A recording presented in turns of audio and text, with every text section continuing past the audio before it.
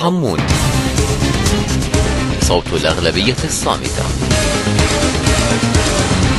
الله أكبر ولله الحمد. الله أكبر ولله الحمد. الله أكبر ولله الحمد. الله أكبر ولله الحمد. لا إله إلا الله. لا إله إلا الله. لا إله إلا الله. لا إله إلا الله. عليها نحيا. عليها نحيا. وعليها نموت. وعليها نموت. الشعب يريد إصلاح النظام.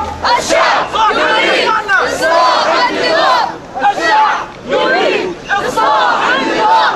الشعب يريد إصلاح النظام. يا حكومة مفسدين. يا حكومة مفسدين. ضيعتونا سنين وسنين. ضيعتونا سنين وسنين. ضيعتونا سنين وسنين. ضيعتونا سنين وسنين. الله يا اخوانا، الشعب يريد عدالة وحرية. الشعب ونحن نطالب بإصلاح النظام، هذه الإشارة على العقلاء من أبناء هذا الوطن أن يلتقطوا هذه الإشارة.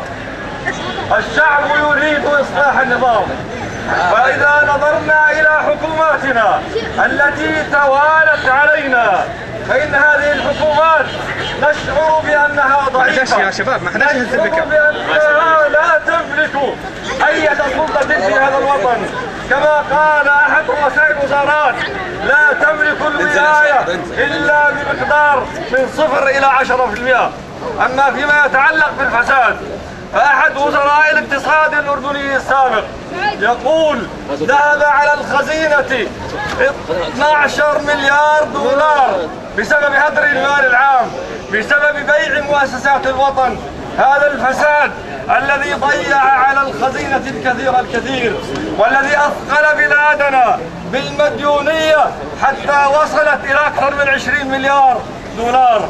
جاءت حكومة الرفاعي، فجاءت هذه الحكومة ليقولوا بأن أولاد الزوات هم الذين يديرون البلد، فقال الأردنيون لها: لا نريد حكومة فساد ومفسدين.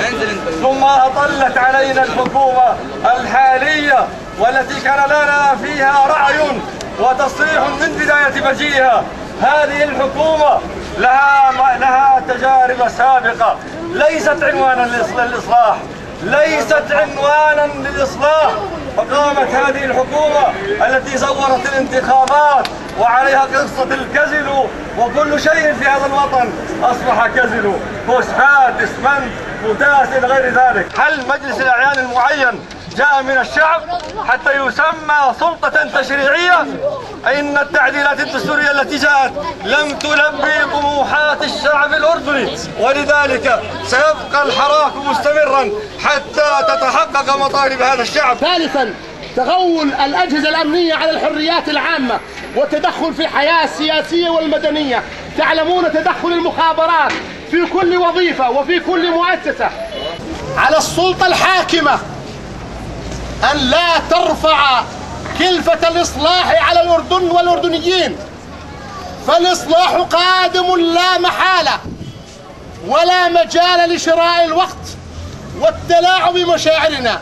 لن نذهب من الشارع ولن نتخلى عن الضغط والاستمرار في الحراك السلمي حتى يتحقق الإصلاح.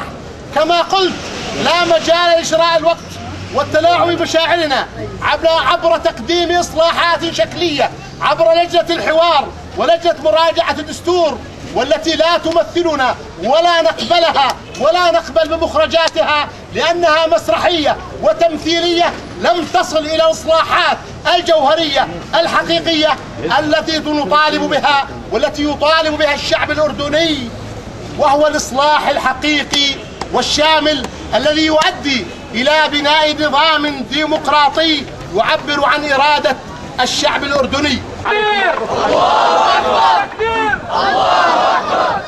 نريد أن نرد باسم إخوانكم في التيار الأردني 36 ومن خلفه العشائر الأردنية على قرار الأمم المتحدة هذا اليوم حول إقامة الدولة الفلسطينية على أراضي 67، ونقول لكم باسمهم جميعا: نحن نرفض إقامة الدولة الفلسطينية على الغربية، لأننا نعتبر أن فلسطين، كل فلسطين هي أرض عربية إسلامية للشعب الفلسطيني وللأمة العربية، فنحن أردنيون من أجل الحفاظ على الأردن ومحاربة الفساد، ومن أجل أن نقف صفا واحدا من أجل تحرير فلسطين، كل فلسطين، كل فلسطين. معاهدة وادي عربة فقد أسقطها أخوكم في الكفاح الجندي الأردني البطل أحمد الدقامسة في 13/1997